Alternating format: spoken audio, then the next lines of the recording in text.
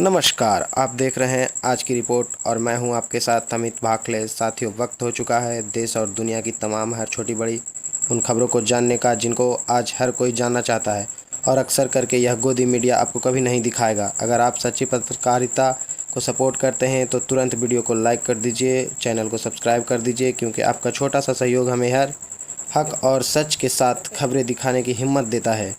और comment box में ज़रूर बताइए आप कहां से हमारी वीडियो देख रहे हैं। चलिए अब शुरू करते हैं आज की पहली खबर से। दिल्ली के चर्चित लाल किला ब्लास्ट मामले में राष्ट्रीय जांच एजेंसी यानी एनआईए ने बड़ा खुलासा करने का दावा किया है।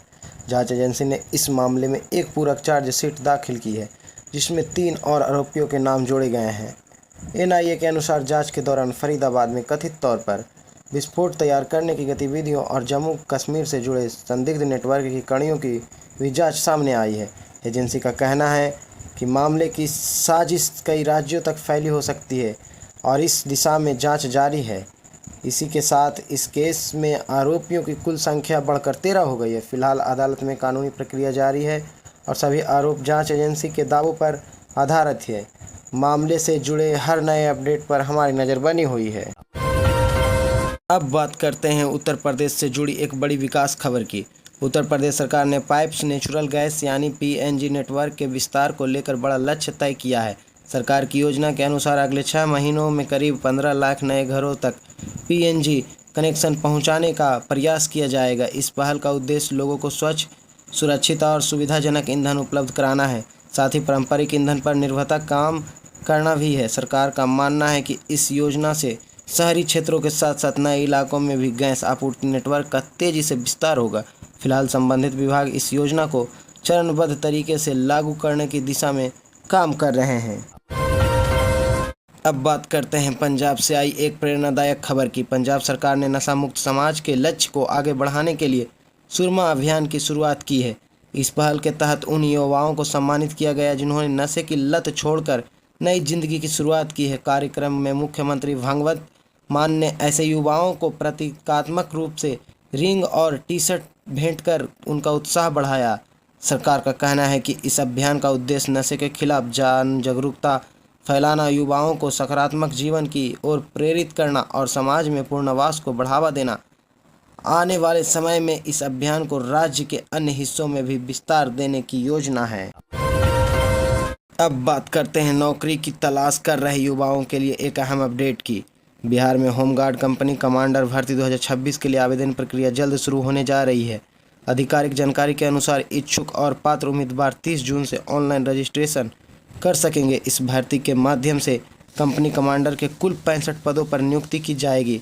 आवेदन करने के लिए उम्मीदवार का किसी मान्यता प्राप्त विश्वविद्यालय से स्नातक होना आवश्यक है, जबकि आयु सीमा और अन्य प्रपत्र शर्तें आधिकारिक अधिसूचना के अनुसार लागू होगी। अभ्यर्थियों को सलाह दी जाती है कि आवेदन करने से पहले आधिकारिक नोटिफिकेशन को ध्यान से पढ़ें और अंतिम तिथि से पहले अपना आवेदन पूरा करें।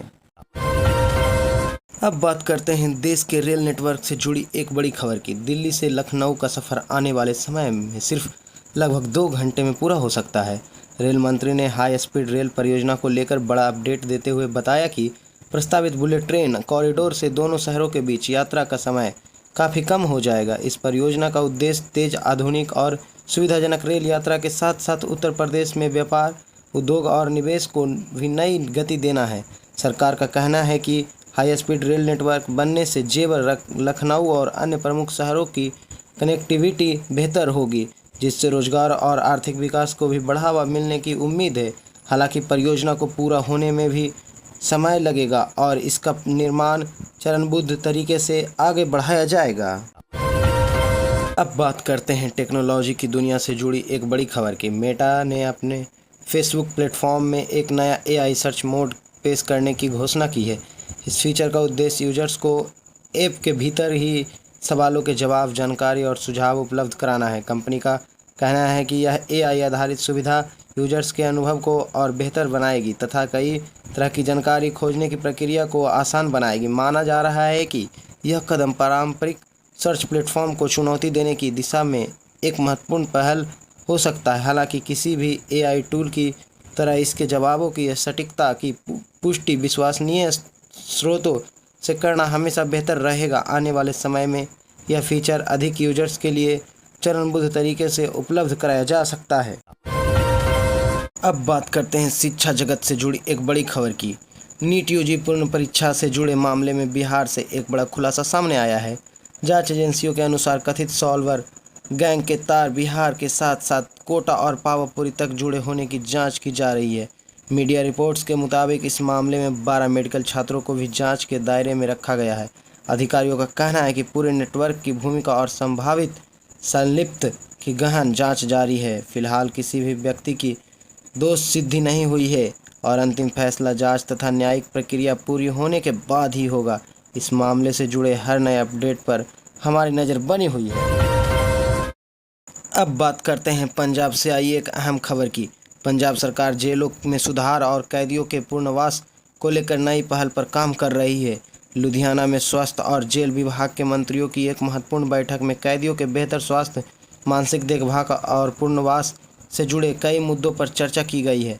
सरकार का उद्देश्य जेलों को केवल सजा देने की जगह नहीं, बल्कि सुधार, इलाज और समाज में दोबारा सम्मानजनक जीवन के लिए तैयार करने वाले केंद्रों के रूप में विकसित करना है। अधिकारियों का कहना है कि इस दिशा में स्वास्थ्य सेवाओं को मजबूत करने और पुनर्वास कार्यक्रमों को प्रभावित बनाने के लिए आगे भी आवश्यक कदम उठाए जाएंगे। अब बात करते हैं किसानों के लिए आई एक बड़ी राहत की खबर की। हिमाचल प्रदेश सरकार ने कर्ज में डूबे किसानों को राहत देने के लिए एक महत्वपूर्ण फैसला लिया है। नई योजना के तहत पात्र किसानों के कृषि ऋण पर लगने वाले ब्याज का 50% राज्य सरकार वहन करेगी। सरकार का कहना है कि इस कदम का उद्देश्य आर्थिक संकट से जूझ रहे किसानों को राहत देना और उनकी ज़मीन को नीलामी जैसी स्थिति से बचाने में मदद करना। इस योजना का लाभ निर्धारित पात्रता रखने वाले किसानों को मिलेगा और इससे हजारों किसानों को राहत मिलने की उम्मीद जताई जा रही है। सरकार का मानना है कि यह पहल किसानों की आर्थिक स्थिति को मजबूत करने और कृषि क्षेत्र को सहारा देने की दिशा में एक अहम कदम साबित हो सकती है। अब बात करते हैं बैंकिंग से जुड़े एक अहम अपडेट की। अगर आप कोटक महिंद्रा बैंक के डेबिट या क्रेडिट कार्ड का इस्तेमाल करते हैं तो यह खबर आपके लिए महत्वपूर्ण है।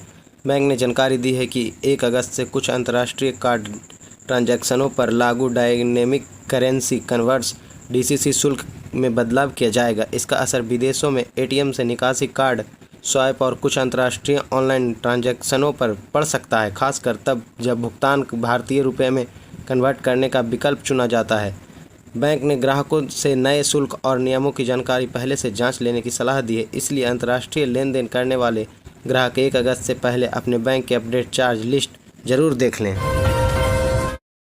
अब बात करते हैं बिहार के मौसम से जुड़ी हर एक महत्वपूर्ण खबर की। बिहार में मौसम ने एक बार फिर करवट ली है। मौसम विभाग ने राजधानी पटना समेत 16 जिलों के लिए तेज आंधी, बारिश और वज्रपात का अलर्ट जारी किया। विभाग ने लोगों से खराब मौसम के दौरान विशेष सावधानी बरतने की अपील की है। खुले मैदान, पेड़ों और बिजली के खंभों के पास जाने से बचने की सलाह दी गई है।